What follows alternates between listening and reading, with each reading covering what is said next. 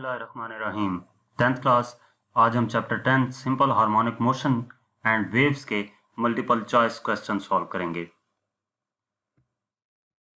First MCQs है, a mass spring system has mass m attached to spring.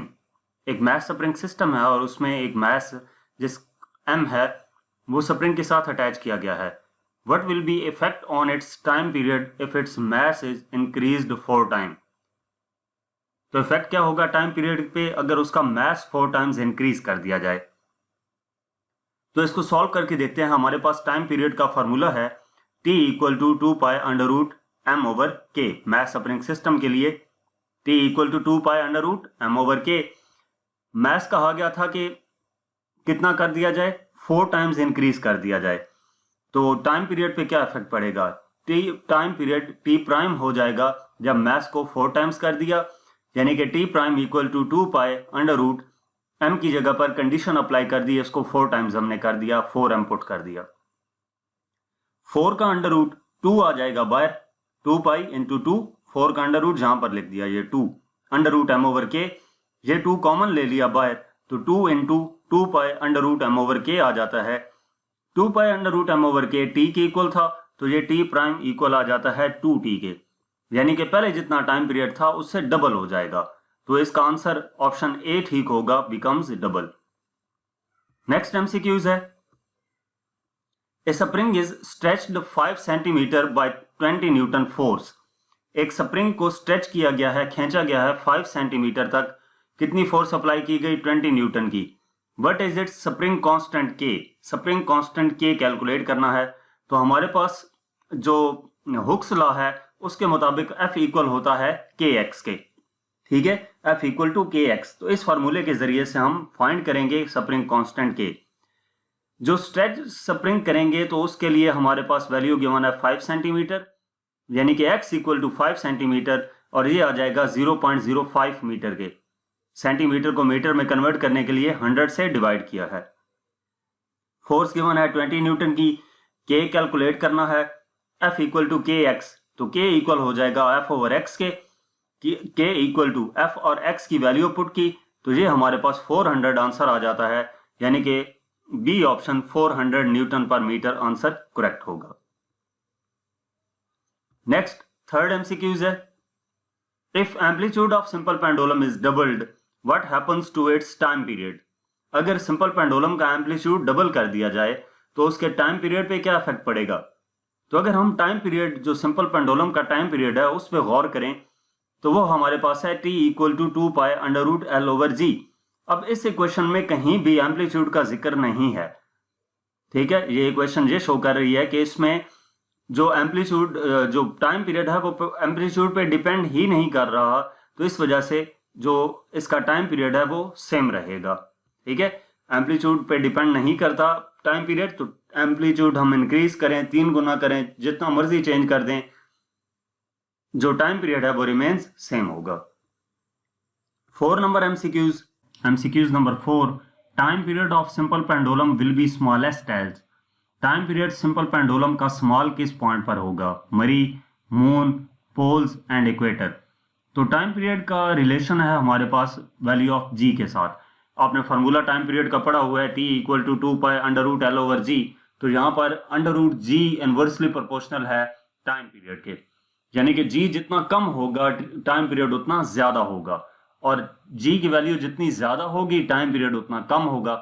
जी की value ज्यादा कहाँ पे होती है, अर्थ से जितना नजदीक हो।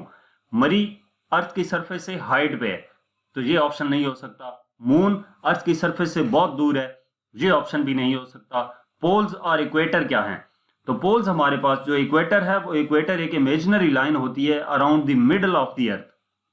अर्थ के मिडल के अराउंड एक इमेजिनरी लाइन, उसको इक्वेटर कहा जाता है। जबकि पोल क्या है, दो पॉइंट्स होते हैं अर्थ पे जहां पे एक्सिस ऑफ रोटेशन इंटरसेक्ट कर रहा होता है, ठीक है। तो अब ये तो अर्थ की सरफेस पे है, और ये जो इक्वेटर है ये क्या है, line around the middle of the अर्थ। तो इस वजह से जो हमारे पास इक्वेटर है ये ऑप्शन ठीक होगा। नेक्स्ट हमारे पास है fifth, if a body performing simple harmonic motion completes 1 vibration in 2 seconds it's frequency of vibration is. एक बॉडी परफॉर्म कर रही है सिंपल हार्मोनिक मोशन और वो कंप्लीट करती है 1 वाइब्रेशन 2 सेकंड्स में, तो उसकी फ्रीक्वेंसी क्या होगी? तो इसको हम सॉल्व करते हैं। हमारे पास टाइम पीरियड गिवन है 2 सेकंड्स का, फ्रीक्वेंसी टाइम पीरियड का इनवर्स होती है, तो 1/2 इक्वल आ जाता है 0.5 हर्ट्ज के। तो ये सी ऑप्शन करेक्ट होगा।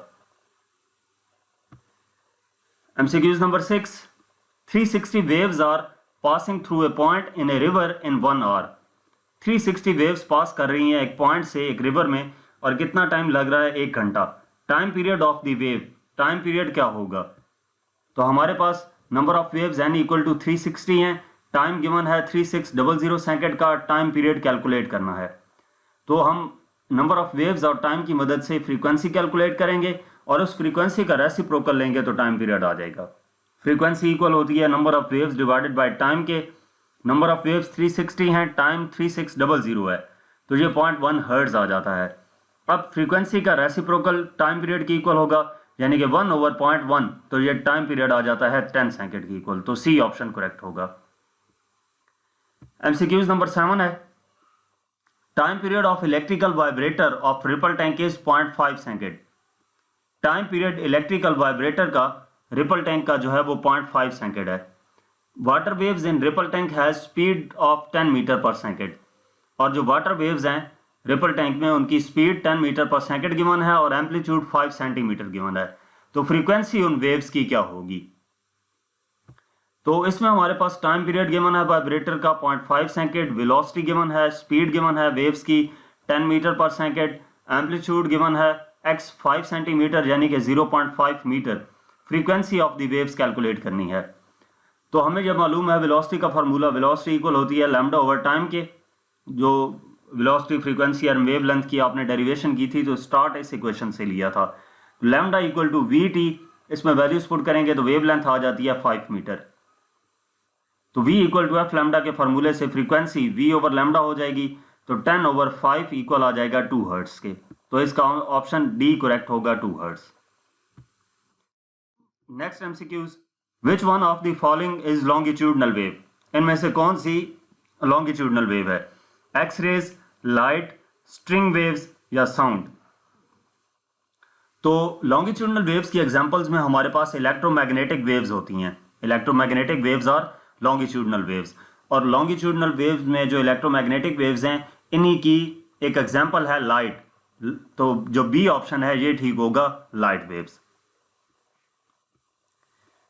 Next MCQs, when water waves enter from deep water to shallow water, जब वाटर वेव्स डीप वाटर से शैलो वाटर में जाती हैं तो क्या इफेक्ट होता है? तो ये मैं फ्रीक्वेंसी, टाइम पीरियड, स्पीड और वेव लेंथ का इफेक्ट बता देता हूं। जो फ्रीक्वेंसी होती है जब वाटर वेव्स एंटर करती हैं enter from deep water to shallow water, then जो फ्रीक्वेंसी होती है वाटर की वो सेम रहती है, वो चेंज नहीं होती। जब फ्रीक्वेंसी सेम रहती है तो डेफिनेटली टाइम पीरियड भी सेम रहता है, क्योंकि ये दोनों एक दूसरे के इनवर्सली प्रोपोर्शनल है। एक चीज सेम रहेगी तो दूसरी भी सेम रहेगी। तीसरा है स्पीड वाटर वेव्स की डिक्रीज कर जाती है, ठीक है, speed of water waves decreases, तो ये सी ऑप्शन ठीक होगा, ठीक है। और डी में है वेव लेंथ वाटर वेव्स की डिक्रीज कर जाती है, जबकि यहां पे गिवन था कि wavelength of water waves increases, तो ये सी ऑप्शन जो है ये करेक्ट होगा। Next MCQs number 10, listening to radio transmission in deep valleys of mountain area is due to, यानी कि रेडियो ट्रांसमिशन को एक डीप वैली में, माउंटेन में, एक डीप वैली में सुन रहे हैं तो क्या चीज है जो वहां पर हमें आवाज सुनाई दे रही है? तो रिफ्लेक्शन ऑफ वेव्स, रिफ्लेक्ट होना है। रिफ्लेक्शन का मतलब होता है टकरा कर वापस आ जाना। तो वो अगर उस माउंटेन के बाहर कोई सिस्टम मौजूद है तो वो माउंटेन से टकरा कर वापस आ जाएगा, वहां पे सुनाई नहीं दे सकती। दूसरा रिफ्रैक्शन ऑफ वेव्स, रिफ्रैक्शन होता है कि एक मीडियम से दूसरे मीडियम में एंटर होना, तो वहां पर तो ऐसा कुछ भी नहीं है, एयर के अंदर साउंड ट्रेवल करनी है और एयर में ही हमें सुनाई देगी। तीसरा interference of light, interference of waves, यानी कि दो वेव्स का आपस में मिक्स हो जाना, तो ये भी वहां पर नहीं हो रहा कि जिसकी वजह से हमें रेडियो ट्रांसमिशन वहां पर सुनाई दे। और लास्ट है डायफ्रैक्शन ऑफ वेव्स, यानी कि वेव्स का कॉर्नर पर बेंड हो जाना, तो ये हमारे पास ऑप्शन ठीक होगा, diffraction of waves, bending of sound waves around corner, यानी कि जो माउंटेन है उसकी कॉर्नर से भी साउंड बेंड करके तो उस वैली के अंदर भी सुनाई देगी रेडियो ट्रांसमिशन।